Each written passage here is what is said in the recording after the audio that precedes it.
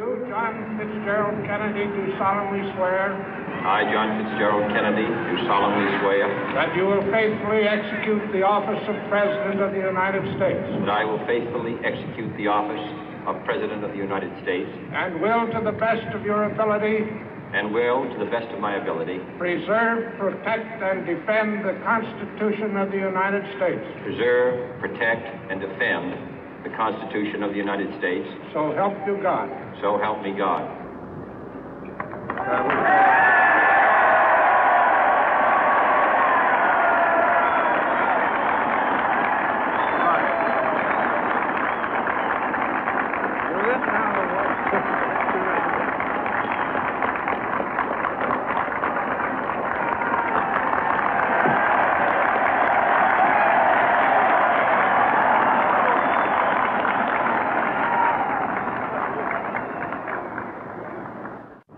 Vice President Johnson, Mr. Speaker, Mr. Chief Justice, President Eisenhower, Vice President Nixon, President Truman, Reverend clergy, fellow citizens. We observe today not a victory of party, but a celebration of freedom, symbolizing an end as well as a beginning, signifying renewal as well as change. For I have sworn before you and Almighty God the same solemn oath our forebears prescribed nearly a century and 3/4 ago. The world is very different now, for man holds in his mortal hands the power to abolish all forms of human poverty and all forms of human life. And yet the same revolutionary beliefs for which our forebears fought are still at issue around the globe. The belief that the rights of man come not from the generosity of the state, but from the hand of God. We dare not forget today that we are the heirs of that first revolution. Let the word go forth from this time and place to friend and foe alike that the torch has been passed to a new generation of Americans born in this century, tempered by war, disciplined by a hard and bitter peace, proud of our ancient heritage, and unwilling to witness or permit the slow undoing of those human rights to which this nation has always been committed and to which we are committed today at home and around the world.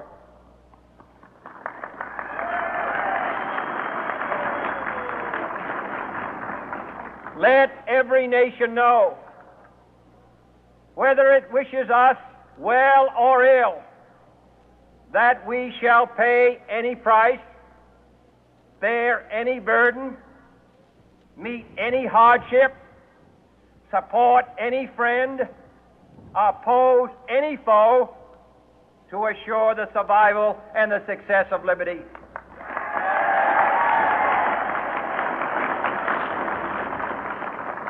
This much we pledge and more. To those old allies whose cultural and spiritual origins we share, we pledge the loyalty of faithful friends.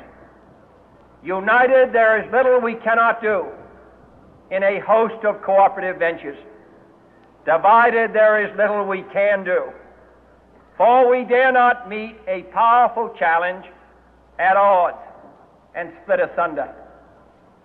To those new states whom we welcome to the ranks of the free, we pledge our word that one form of colonial control shall not have passed away merely to be replaced by a far more iron tyranny.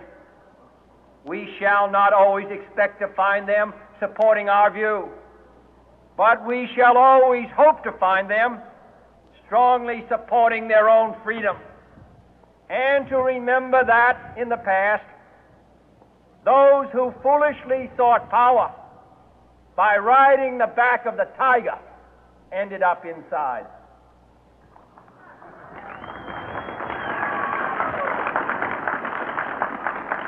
To those people in the huts and villages of half the globe struggling to break the bonds of mass misery, we pledge our best efforts to help them help themselves for whatever period is required, not because the communists may be doing it, not because we seek their votes, but because it is right.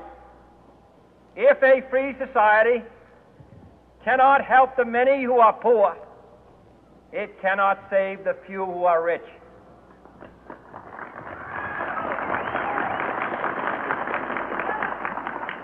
To our sister republics south of our border, we offer a special pledge to convert our good words into good deeds, in a new alliance for progress, to assist free men and free governments in casting off the chains of poverty. But this peaceful revolution of hope cannot become the prey of hostile powers. Let all our neighbors know that we shall join with them to oppose aggression or subversion anywhere in the Americas. And let every other power know that this hemisphere intends to remain the master of its own house.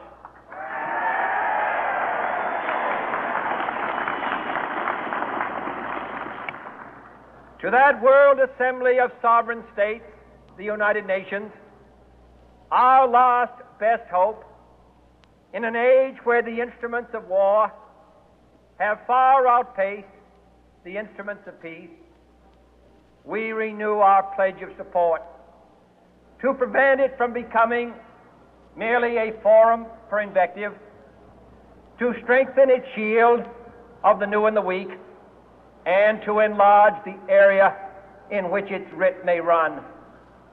Finally, to those nations who would make themselves our adversary, we offer not a pledge, but a request that both sides begin anew the quest for peace. Before the dark powers of destruction, unleashed by science, engulf all humanity in planned or accidental self-destruction, we dare not tempt them with weakness, for only when our arms are sufficient beyond doubt can we be certain beyond doubt that they will never be employed. But neither can two great and powerful groups of nations take comfort from our present course, both sides overburdened by the cost of modern weapons, both rightly alarmed by the steady spread of the deadly atom, yet both racing to alter that uncertain balance of terror that stays the hand of mankind's final war. So let us begin anew, remembering on both sides that civility is not a sign of weakness, and sincerity is always subject to proof. Let us never negotiate out of fear, but let us never fear to negotiate.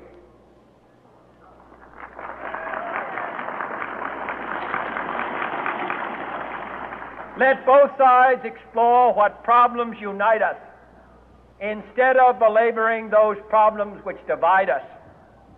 Let both sides, for the first time, formulate serious and precise proposals for the inspection and control of arms, and bring the absolute power to destroy other nations under the absolute control of all nations.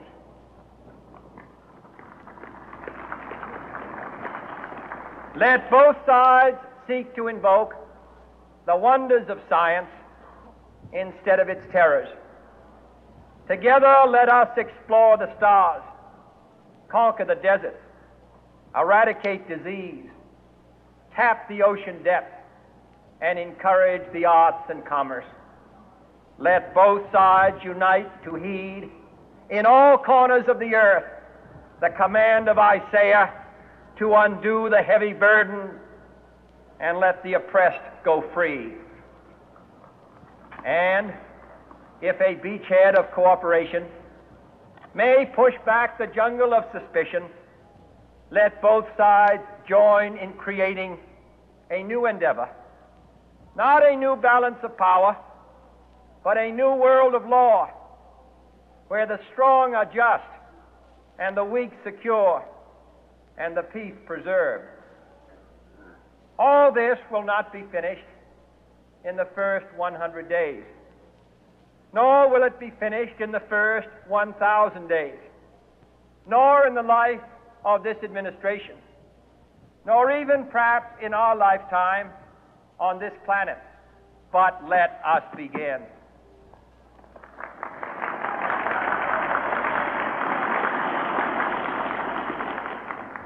In your hands, my fellow citizens, more than mine, will rest the final success or failure of our course. Since this country was founded, each generation of Americans has been summoned to give testimony to its national loyalty. The graves of young Americans who answered the call to service surround the globe. Now the trumpet summons us again, not as a call to bear arms, though arms we need, not as a call to battle, though in battle we are, but a call to bear the burden of a long twilight struggle, year in and year out, rejoicing in hope, patient in tribulation, a struggle against the common enemies of man, tyranny, poverty, disease, and war itself. Can we forge against these enemies a grand and global alliance, north and south, east and west, that can assure a more fruitful life for all mankind? Will you join in that historic effort?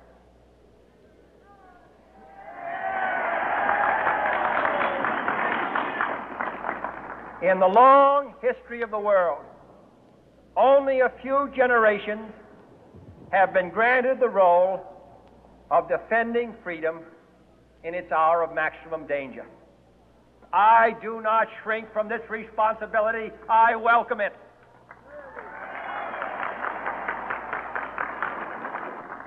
I do not believe that any of us would exchange places with any other people or any other generation. The energy, the faith, the devotion which we bring to this endeavor will light our country and all who serve it. And the glow from that fire can truly light the world. And so, my fellow Americans, ask not what your country can do for you, ask what you can do for your country.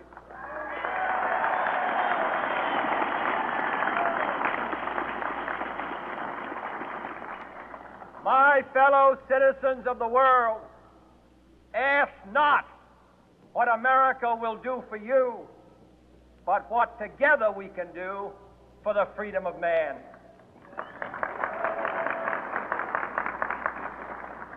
Finally, whether you are citizens of America or citizens of the world, ask of us here the same high standards of strength and sacrifice which we ask of you.